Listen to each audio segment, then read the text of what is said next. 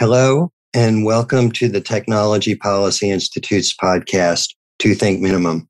I'm your host, Bob Hahn. Today is January 31st, 2021, and I'll be speaking with John List, who is the Kenneth C. Griffin Distinguished Service Professor in Economics at the University of Chicago.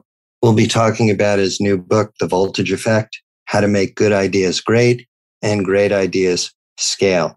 John, welcome to To Think Minimum. Thanks so much, Bob, and thanks for having me. So my mother used to ask me, actually my dad used to ask me this, if you're so smart, why aren't you rich? And it seems to me that you've actually written a book that might either get you rich or the people who read it rich. What was your motivation in writing this book? Well, I'm certainly not rich, and you don't write these kinds of books to get rich. It's certainly not a get rich quick scheme. But for me, it was more about, in academia, we have this notion that it's pearls before swine. And what I mean by that is doing the original research and doing the original discovery is akin to pearls. And then after that comes the sludge or the swine. What do you do with it? And my entire career, starting in the late 80s, early 90s, doing field experiments, I would explore different ideas and programs, use the world as my lab, and figure out how the world works. And then I would go to the next problem. And around 2014, I got slapped in the face by policymakers. And I was slapped in the face as I was telling them about a great program that I had helped to create called the Chicago Heights Early Childhood Center, which is a pre-K school for 3, 4, and 5-year-olds that we started in a suburb just outside of Chicago called Chicago Heights. This was a program that Roland Fryer, Steve Levitt, and myself built from scratch. It opened up in 2010, and after 4 years, we started to get great results.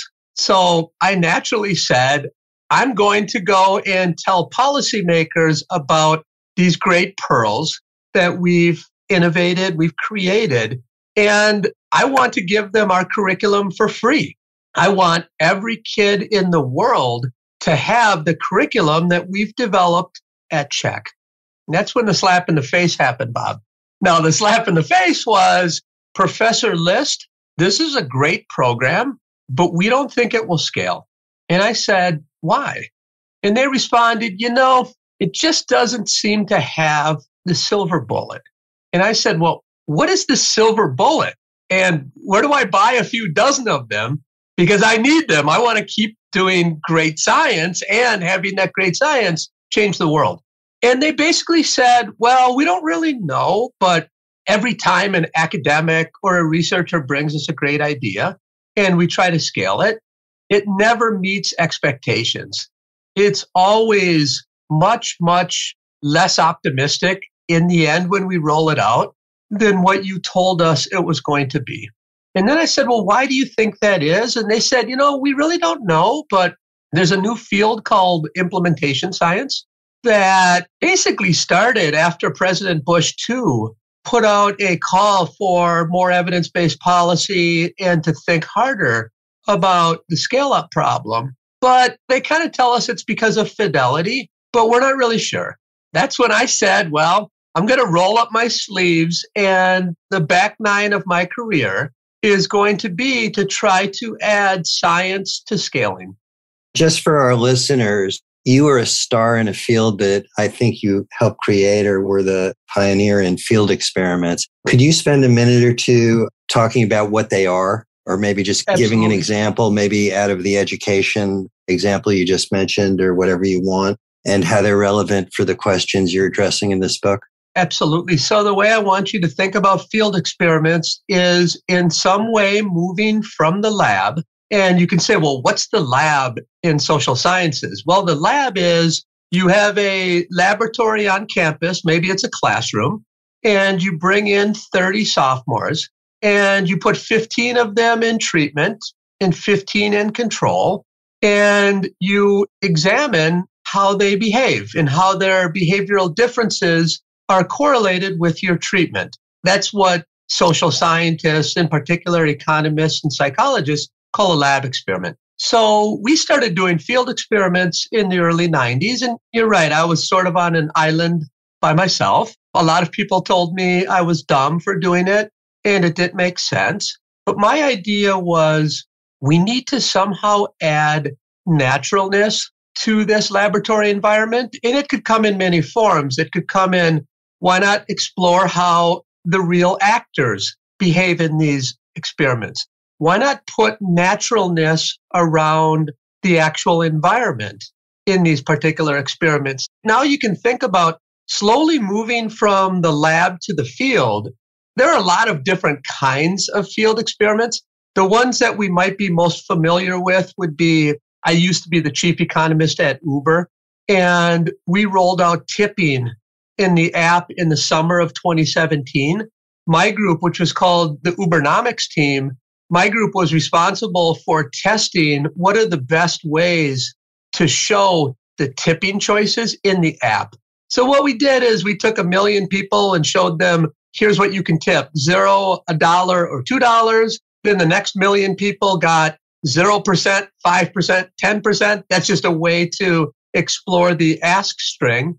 And of course, when the world is your lab now, with that in hand, you can see, gosh, you could really vary a lot of different things. And in doing so, you can learn not only if you're in the policy world, what can work in policymaking, what can work in the business world. So essentially a field experiment is using the world as your lab and randomly putting people into different groups and exploring or analyzing how their behavior changes when you change the treatment.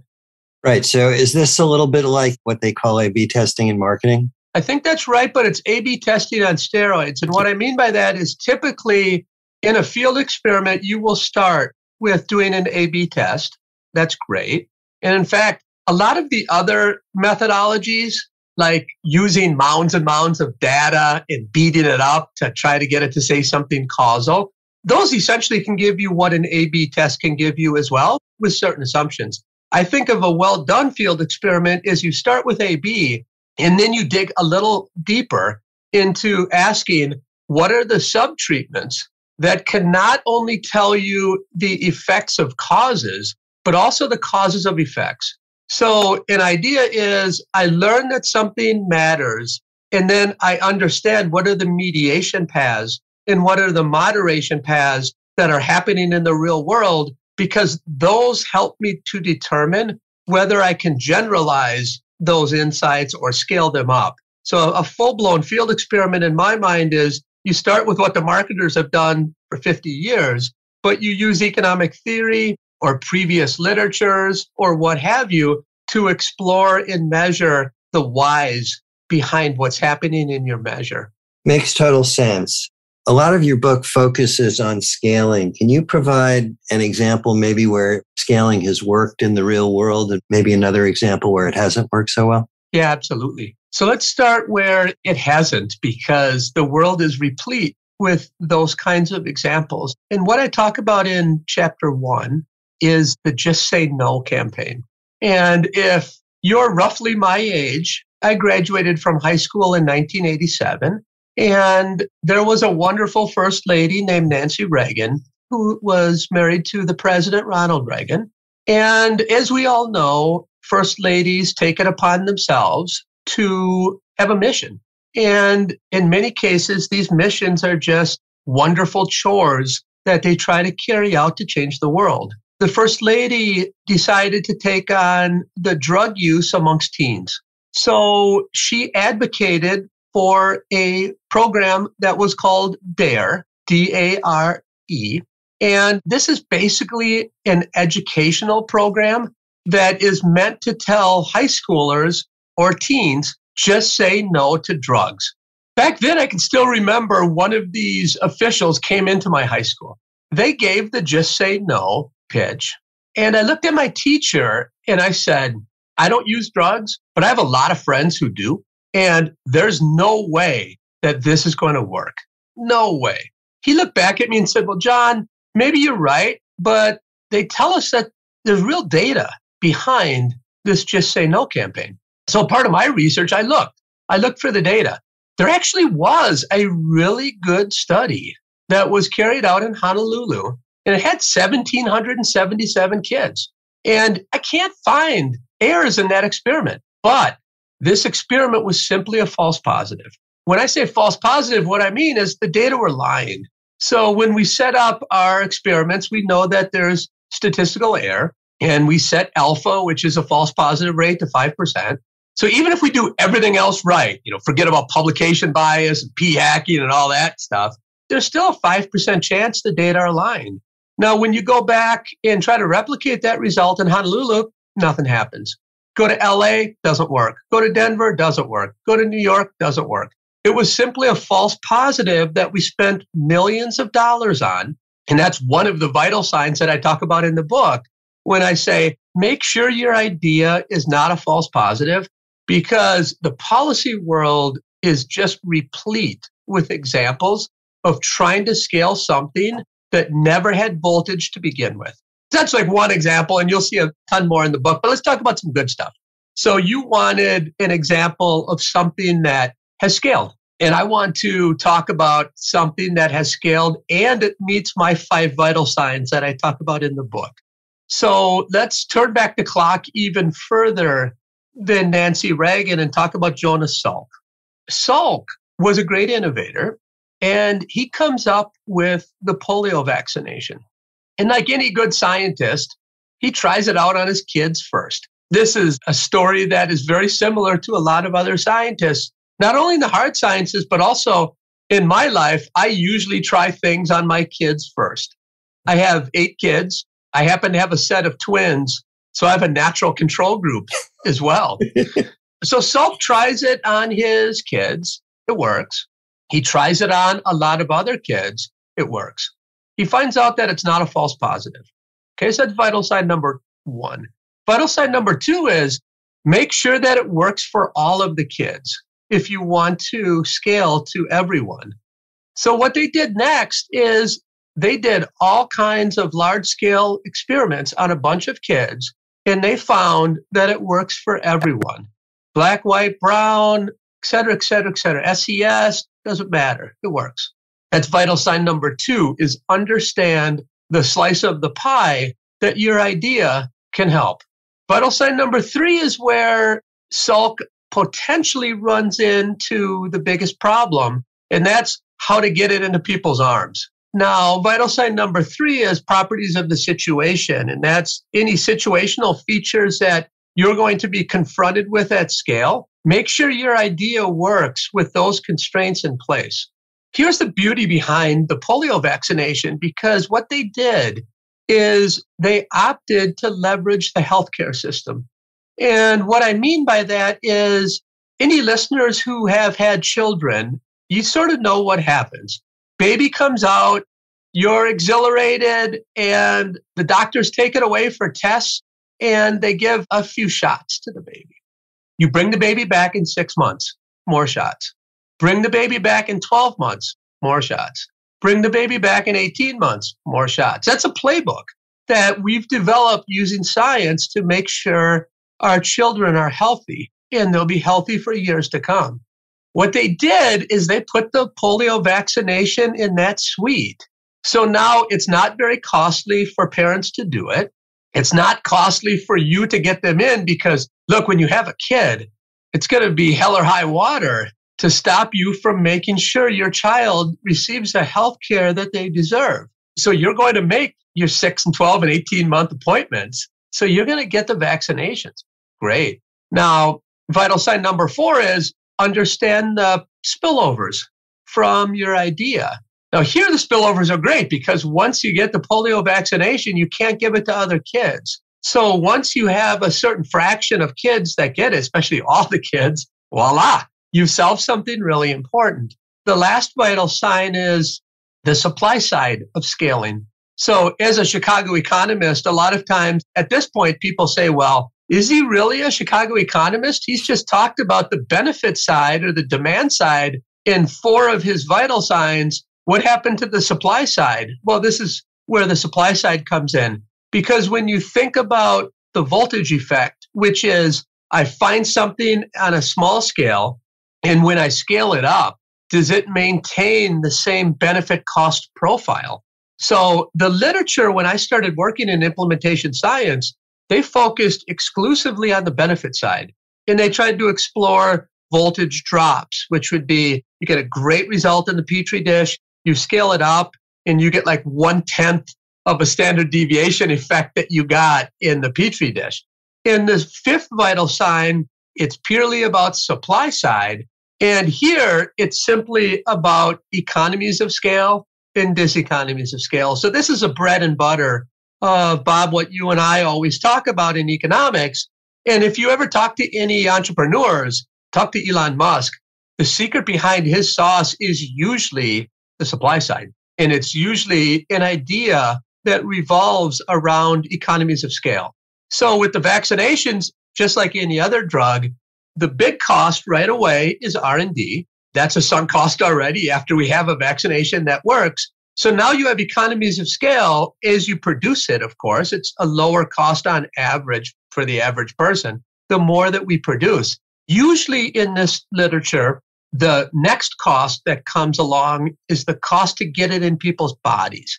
Think about COVID right now. We're giving people real money, whether through a lottery or subsidies or what have you, to get them to take the COVID vaccination. So it's a real expense to get it in people's arms, the COVID vaccination. Here again, Salk works perfectly because, well, what's the cost? It's zero, because you're going to be bringing your child in anyway, and you want your child to be taken care of. So voila, the child gets a vaccination. So to me, the polio vaccination is a great poster child for an idea that checks all of the boxes that I talk about in the voltage effect, and then it works perfectly.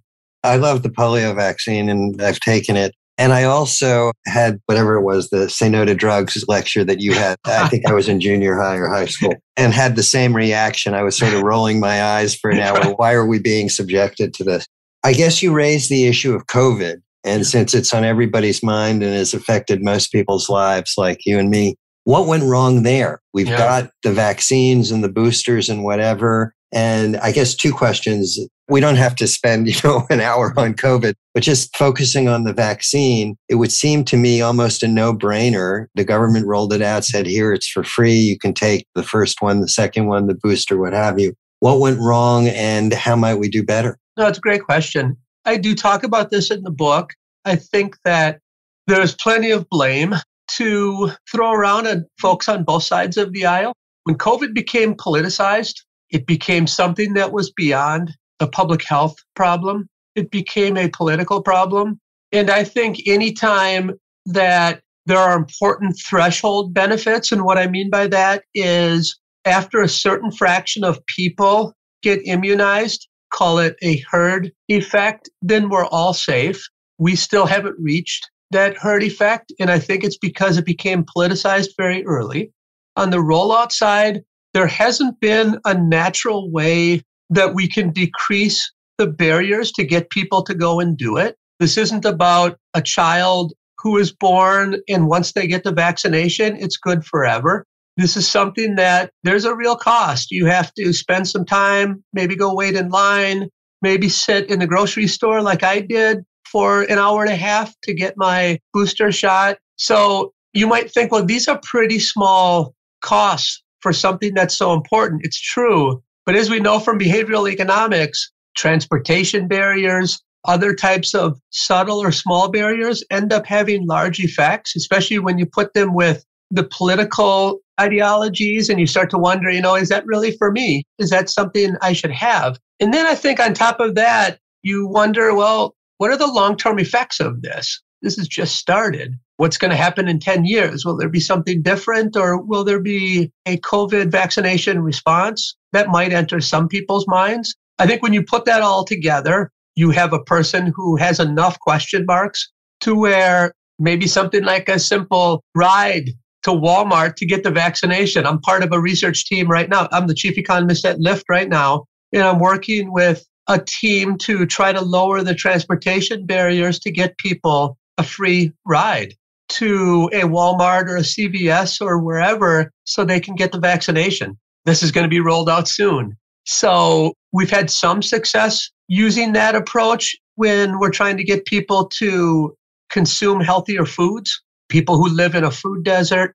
We've done a pretty large scale experiment to try to give them free rides to shop at places that have healthier foods. So we're trying that same trick here, just because there are subtle changes that in some cases can lead to large effects. To answer your question, it's multidimensional, of course, and there are many things that all of us could have done differently. Where I think it was a big success is think about how fast that vaccination came to market.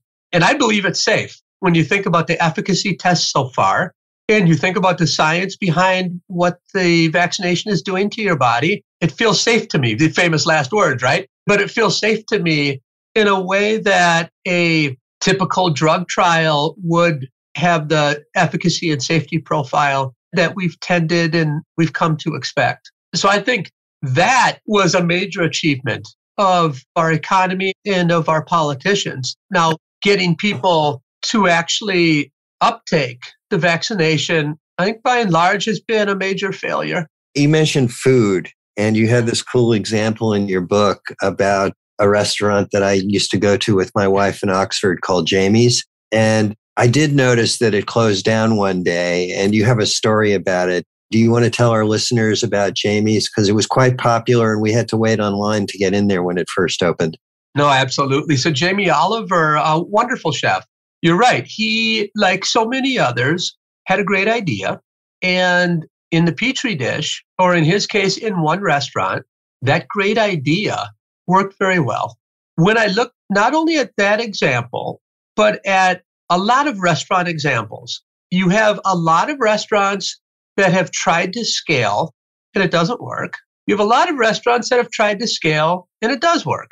So you start to ask yourself, why is that the case? And if you look a level deeper than just the initial run of data, what you tend to see is when the secret sauce behind why the restaurant was so great to begin with is the chef who won't scale. And the underlying reason why is because humans don't scale. If you're a unique person and your idea works because of you and you alone, won't scale. Now, the restaurants that do scale are the ones that secret sauce is literally the secret sauce that can be replicated.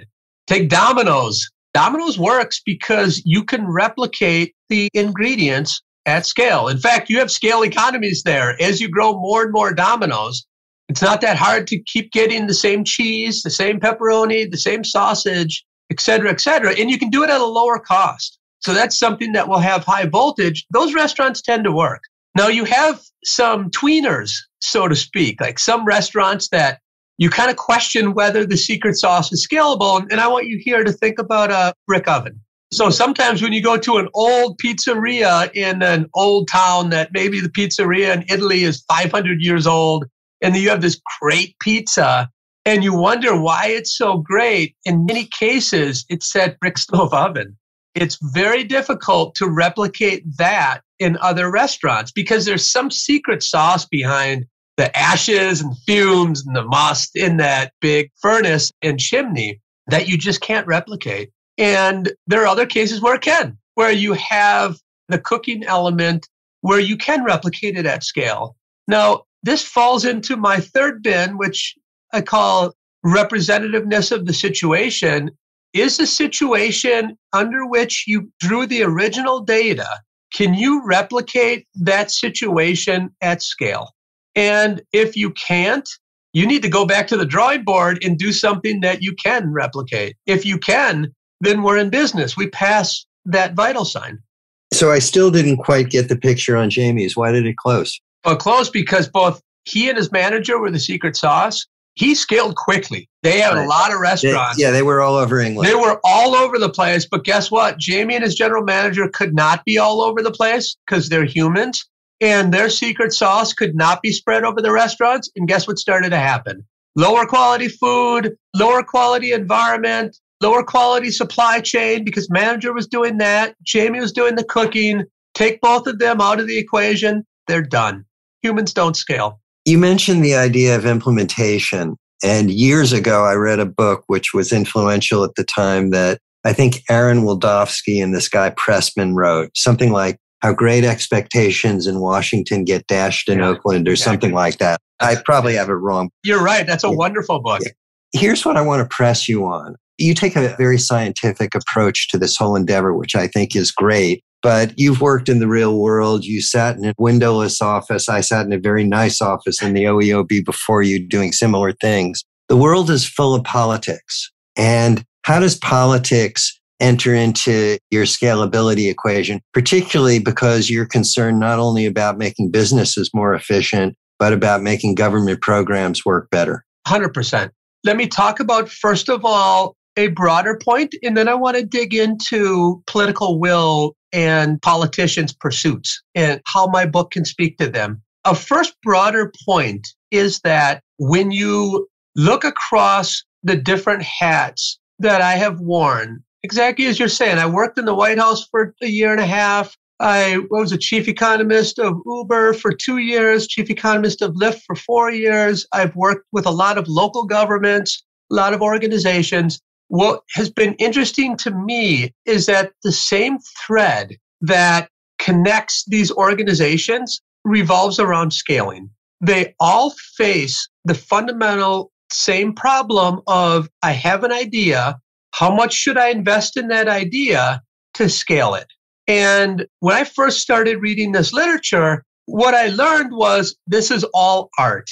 This is move fast and break things, throw spaghetti against the wall, whatever sticks, cook it, fake it till you make it. Of course, she's now in jail, but you get the point, is that it was art. And I said, look, I have an opportunity here to add science, and to add science to this area that to date has been dominated by art. Now, the one piece that's different between government and a firm is the political will of those inside the government, not only the policymakers themselves, but also after they decide to do a policy, is it actually rolled out correctly? And is it implemented the way that it's supposed to be implemented? In a firm, you have that a little bit, but not nearly as much as in government. If a firm has a great idea, the profit motive will tend to get them every time to do it or to do a piece of it. Where in government, now you have these other hurdles. What I noticed in the political will problem is, first of all, of course, you know as well as I do that benefit cost analysis is just one piece of the decision-making apparatus that we have in government. It's inform, if it's a new regulatory rulemaking, a new law, etc., if it's economically significant, it has to undergo a formal benefit cost analysis. I did dozens of those. I'm sure you did too. That's just one piece of the decision-making process. My argument is that will be a stronger piece if we are more confident in what the benefit profile will look like, in what the cost profile will look like when we scale it. Because to date, there's a lot of uncertainty around how the benefit profile or cost profile will look. In fact, we don't even pay much attention to it. In my days, we never even talked about that. But that's something I think once you get a better grasp of that, you have a lot better feel for, at scale, here's what will happen. So that's point number one. I think it's going to have a bigger seat at the table when we roll it out or when we make the arguments. Let's talk about rollout now. In many cases, if you in the Petri dish gave a blue pill and it worked, a lot of times what's actually rolled out is a red pill. That's a fidelity problem. And it ends up being the red pill because, well, the implementers or administrators didn't really believe the blue pill would work. They didn't really see it. So they did the red pill instead. Well, it looks a little bit like the blue pill. It's the same size, but we're going to roll this one out. Why? Because we think it will work and it's less costly for us to do it. The other one's too difficult to do. It's hard to do. What I found is if you use the original scientist on the implementation team, you're much more likely to roll out something that was actually done in the Petri dish. Point number two, if the original researcher can document the whys behind the program, for example, why it worked. Here's why Check worked. For us, we had a parent academy within our Chicago Heights early childhood program that worked for intact families because they could spend more time with the child. So now I can tell you a little bit about why our Check program works. When you tell the implementers the whys behind something, they are more likely to implement it with fidelity. These are just a few features of, there's no doubt, this is still just one piece of the decision-making process. We have to first overcome political will and get policymakers to listen to us. I think if you can speak a lot more confidently about what scales and why, and then when you get to the implementation phase, what works and here's why it works, and here's an implementation scientist or the original scientist to help you out. These are features that have been missing in the process so far, and I think they can help tremendously. You're basically saying fill in some of the blanks or the linkages for what works and why it works, and it may motivate better policy in the public sector. That's correct. Let me ask you a completely different question that just occurred to me in listening to you. You've worked with what I think of as very successful startups, Lyft and Uber. I don't know if they're making money now, but they're pretty big. I've heard of them and I've got both apps on my iPhone and my iPhone is ancient. People laugh at me.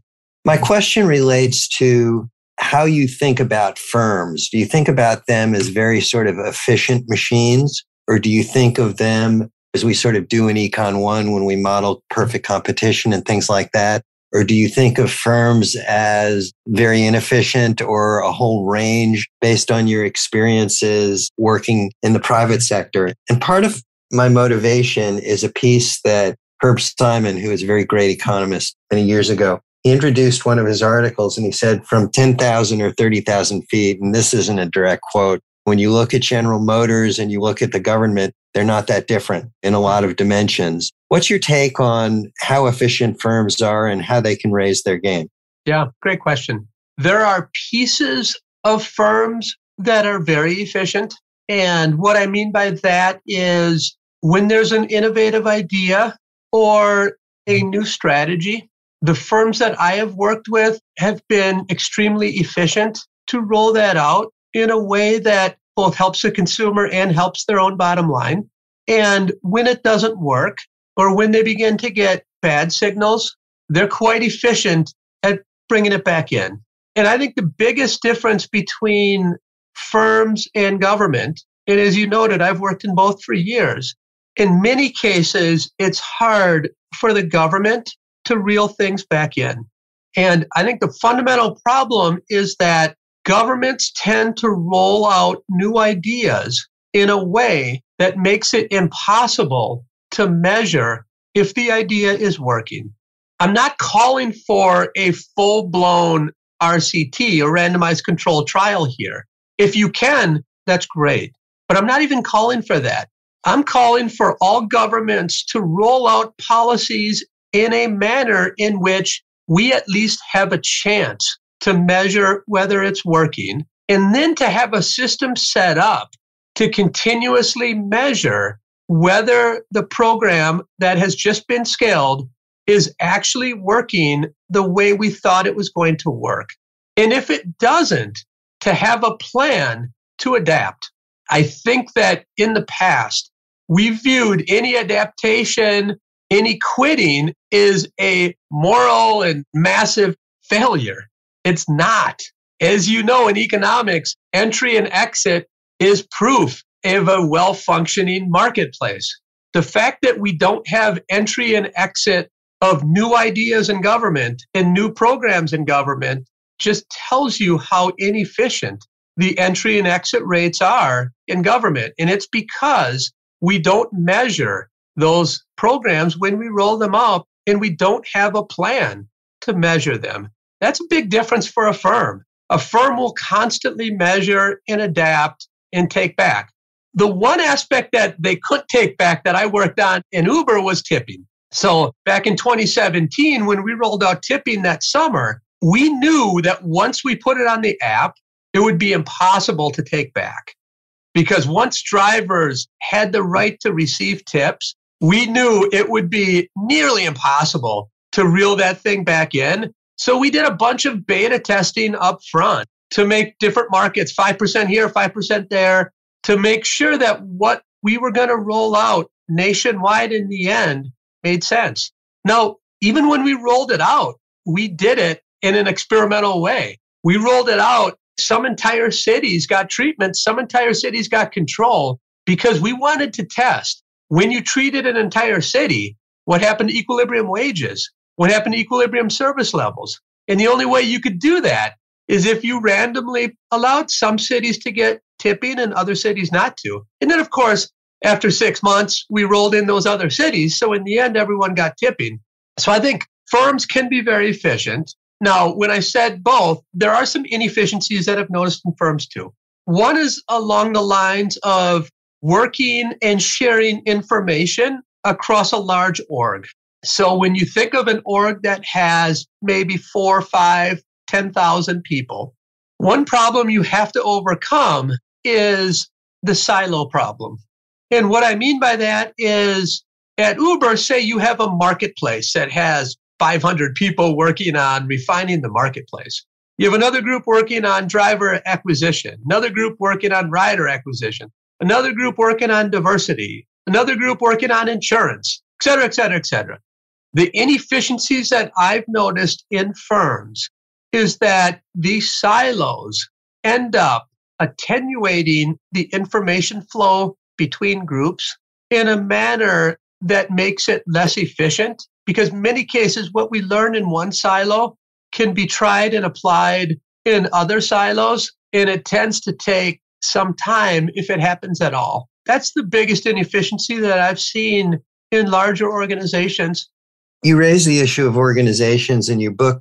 You talk a little bit about the importance of culture. I'm reminded of the Simon and Garfunkel song years ago, like the man ain't got no culture or whatever. How do researchers measure that and link it to sort of concrete outputs? And can you provide an example? Yeah, no, that's a good question. Culture is one of those words like creativity or critical thinking. You have to make a stand on what it means up front. And, with critical thinking, I've written a paper on critical thinking and what it means.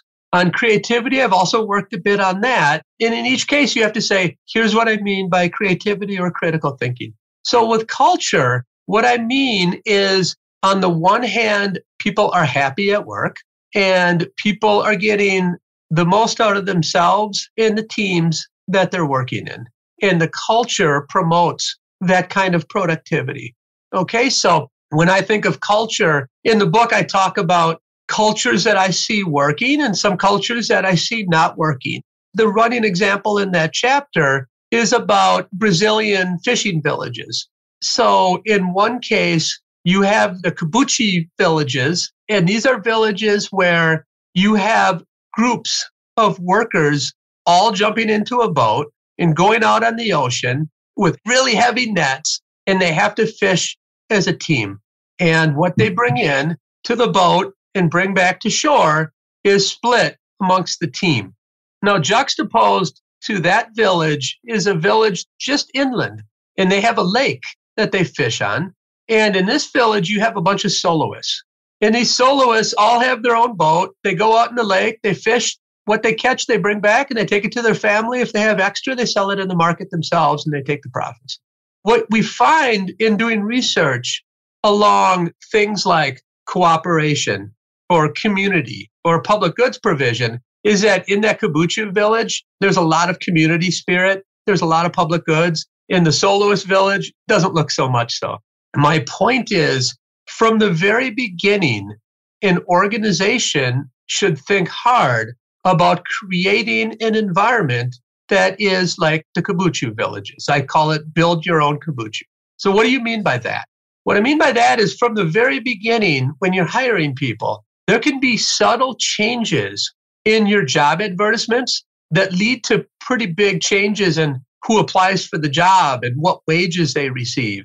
So for example, in some experiments we ran, we put people into two groups and we put out a job ad. And in one of the job ads, one group received that wages are negotiable. In the other job ad, it was identical to the first one, but we left that sentence out of the job ad. What we found was in the first one, women negotiate like mad.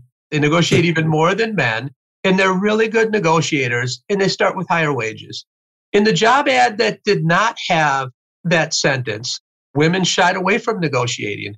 In fact, the low-quality men negotiated the most for their wages. So this led to a wage inequality from the very beginning that can just grow. We find similar results on corporate social responsibility. We started our own firm, hired a bunch of people. In some advertisements, we advertise this firm has corporate social responsibility and that the profits are going to be used to blah, blah, blah, blah, blah. In the other advertisements, we left that out. You get a very different pool of workers. You get a much more diverse and productive pool of workers under the first type of scheme than the second. What I'm saying in this chapter is you should do everything with purpose. You should write your job advertisements. You should think about your wages. You should think about your workplace environment in a manner in which, when we scale this up, can it not only work now, but will it also work when we scale? And as it turns out, having a more diverse, more equal pay culture is a culture that's set up to be more productive and more scalable than, let's say, a counterfactual of that type of firm or organization. I think it's really neat that you can actually bring experiments to bear on words that I can barely understand, like culture. I wanted to ask you a question, this sort of a personal question in some ways. I sat on a commission for a year or two called the Evidencebased Policy Commission, and I thought it was a great idea. At a couple points in your book, and I think in a couple of articles you've written, you say something like, we should move our attention from evidence-based policy to policy-based evidence. Can you explain to me and the rest of the world what you mean by that and why it's a good idea? Yeah, that's right. So thank you for noticing that. You're right. Look, using data and using causal inference to make decisions is a good thing. So when I talk to policymakers about evidence-based policy, first of all, I don't think you'll get an agreement on what evidence means. If you talk to 30 policymakers, the word evidence is a bit like creativity and critical thinking and culture, because they all have a different feeling or belief about what is evidence. Now, a lot of times that's self-serving, right? But I think about evidence as having enough data and information to say something with strong conviction. And that's why you talk about having a few replications. So you make sure that this result is not a false positive or there's voltage in your idea. Now, that is a wonderful first step, is an efficacy test. So it's great when researchers bring forward data, but most of the time behind the scenes, this is a researcher setting up the best case scenario. And then they publish it because they're given theory its best chance to work. They're given their hypothesis the best chance to work. They publish it and they forget to tell the rest of the world that that was an efficacy test. And then they move on to something else. In the medicines, we have natural safeguards set up for that because you have an efficacy test and you have phase 1, phase 2, phase 3. And during those phases, you figure out what are the boundary conditions of this result? What's the mediation path? Who does it work for? Who doesn't it work for? What's the safety profile for different groups? What is the uptake going to be, et cetera? They don't get everything right, but they're a lot closer than we are. Here's an efficacy result. Let me move on to my next AER paper, right? That's a culture that as scientists we've built. This is just scientists responding to the incentives that they've been given. And then they write in their paper, my study has policy relevance. And that's partly because editors like me make them say that, and partly because they want to write it because they think other people want to hear it. It doesn't have policy-based evidence, let's say, if it's a simple efficacy test. Let's be honest. Okay, now what do I mean when I say policy-based evidence? What I'm talking about is go to scale or go to the target setting and think about what are the constraints at scale, or what are the situational features that I'm trying to give my program or sell my program to. I want to take those constraints and bring them back to my original research and test. Does my idea still work? when those natural constraints or political will or what have you are in place. Think about CHEC, the Chicago Heights Early Childhood Program. There, when you do it, I had to hire 30 teachers. And as it turns out, my program works if you have good teachers. That's a non-negotiable. So a non-negotiable in CHEC is you better have a good teacher in the classroom. Now, it wasn't that hard to find 30 good teachers. But what happens when I have to find 30,000 good teachers? Am I still going to be able to find 30 great ones? No. I can break the budget, but now I have a voltage drop because of the supply side, right? I go up the supply curve.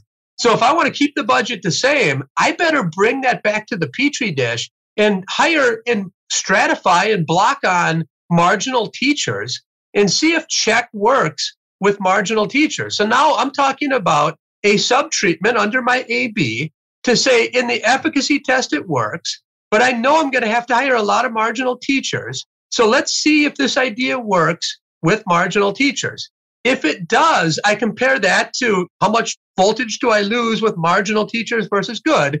If it's still scalable, now I'm speaking to policymakers because I'm doing policy-based evidence because this is evidence that the policymaker needs. This is what my program is generalizing into, or this is a situation that I want my program to work within its constraints. That's what I mean by policy-based evidence. And until we do that, there's no sense in saying in your paper, this has credibility for policymakers because you haven't explored the space that we care about or that we need. Does that make sense, Bob? I think you and I are totally on the same page. I just didn't quite understand the phrase. So let me simplify this for our listeners and tell me, John, if you buy into this. You really want to know if the thing works in the real world.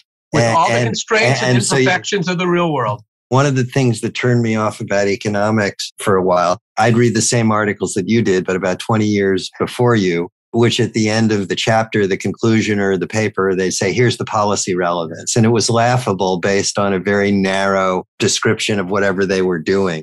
And you're saying you've got to broaden it, make it robust, resilient, whatever, to meet the needs of the decision maker in the real world.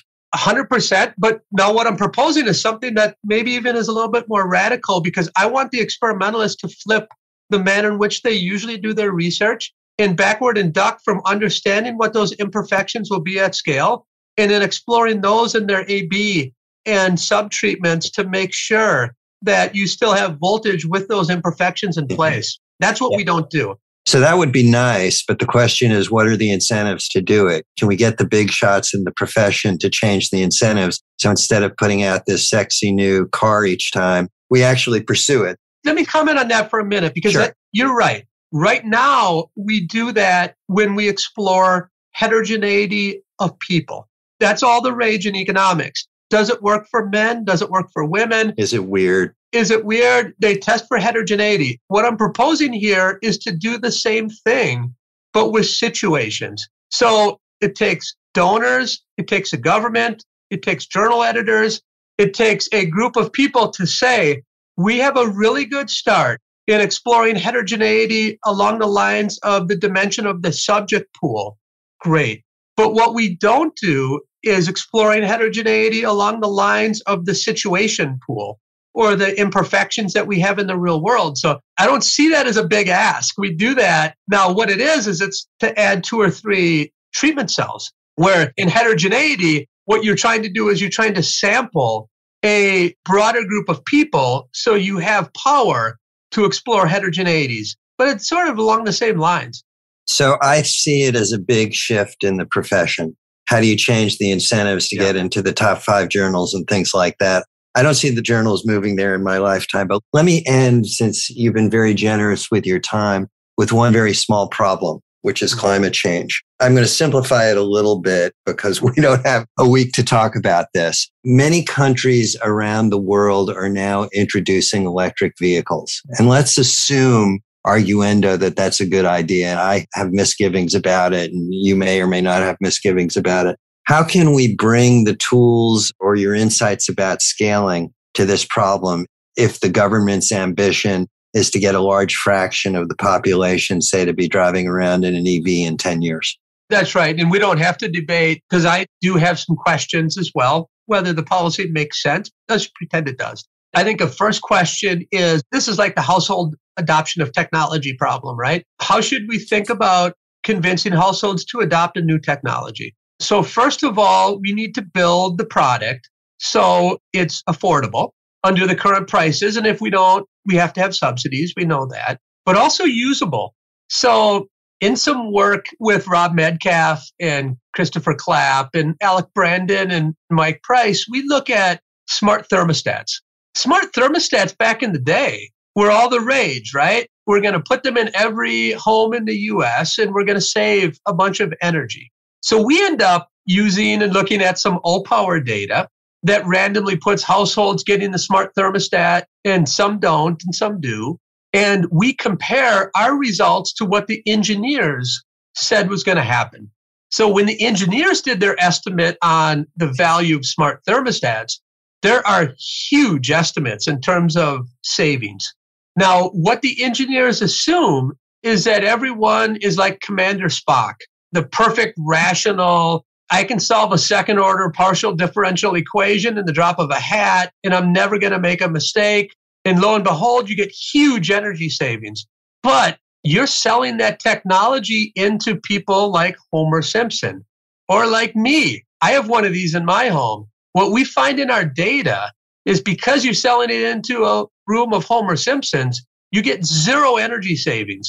So we did not set up the product with an understanding that the end user is going to have to use it and they can't undo the presets. That's what humans do, is they undid all the good stuff because we didn't build the technology right. So what I'm asking here is, you not only need something that's affordable, you need something that's built right that people can use and get charged when they need it to be charged. And they're not afraid when they're driving across Nebraska that they're going to get caught and run out and they're going to be done, right? Because you need both pecuniary and non-pecuniary incentives to promote adoption and use.